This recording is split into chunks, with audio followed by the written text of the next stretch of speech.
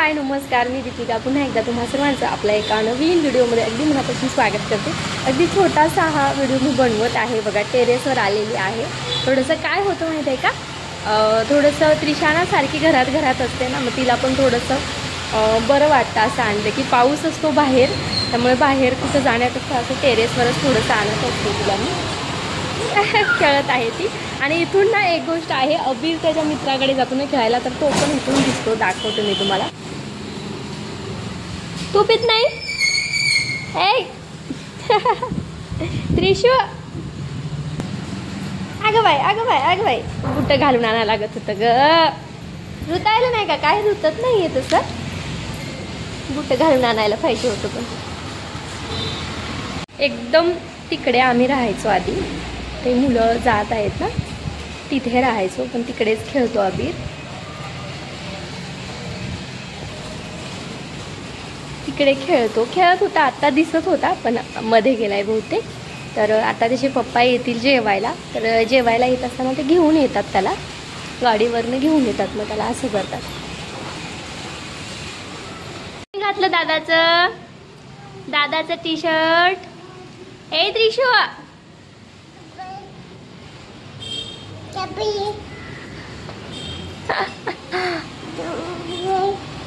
बघा कशी बोलते, त्रिशूचे बोबडे बोल।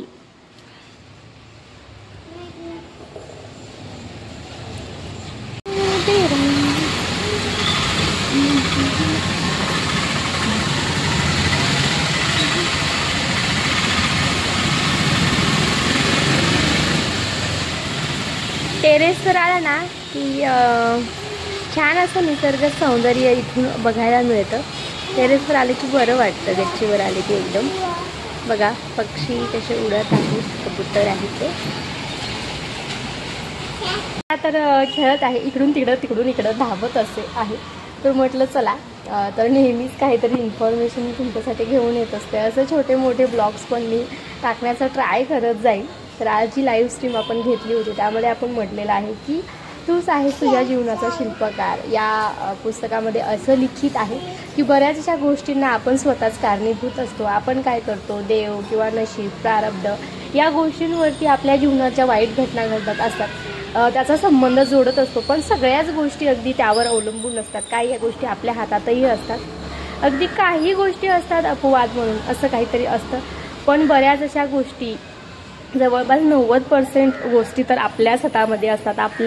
आपण कशा प्रकारे आपल्या जीवनामध्ये गोष्टी विचार करतोय यावर काही गोष्टी डिपेंड असतात। त्यामुळे आपली विचार करण्याची पद्धत आपण बदलली पाहिजे, किंवा आपल्याला काही यश मिळवायचं असेल तर त्यासाठी तुम्हाला प्रयत्न करावे लागतील। सहजासहजी कुणालाही काहीही मिळत नाही, ह्या गोष्टी असतात बघा, असं मला वाटतं। नुसतंच आपण दररोज सकाळ संध्याकाळ जर समजा देवापुढे असं मागत राहिलो की मला हे यश हवंय आणि हे यश हवंय, आणि त्यासाठी आपण काहीच प्रयत्न नाही केले, तर ते तुम्हाला मिळणार आहे का? निश्चितच नाही मिळणार। आणि तेच तुम्ही दररोज प्रयत्न करत राहिलात आणि तर तुम्हाला निश्चितच ह्या गोष्टीची खात्री असते की चला कधी ना कधी आपल्याला ते यश मिळणारच आहे। म्हणजे कुठेतरी बऱ्याच गोष्टी आपल्याच हातामध्ये असतात, असंच आहे।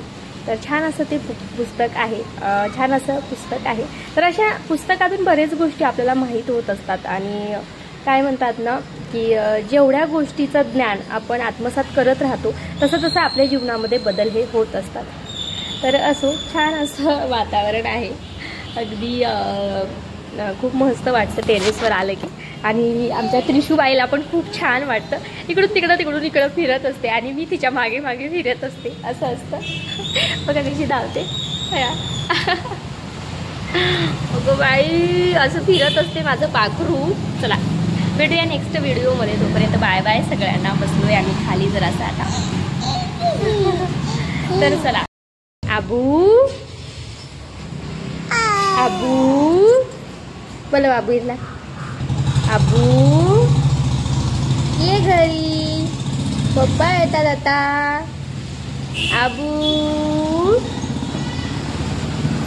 आबू दाखव, ते बघ आबी राहिलाय, ते बघ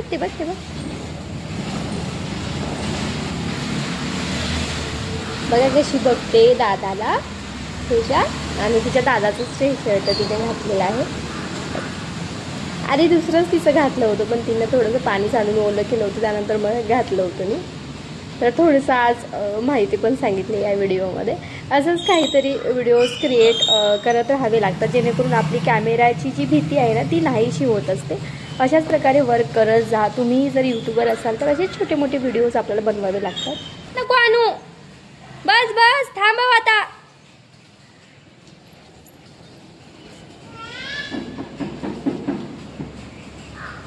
ये आता, ये चल. हां तशी धरून आण सायकल. चालवत नको आणू रस्त्यावरून.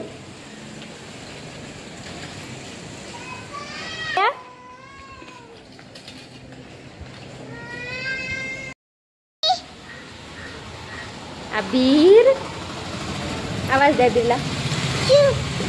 अबीर, अबू आलाय अबीर. चला अब्बू, चला बाय बाय सगळ्यांना.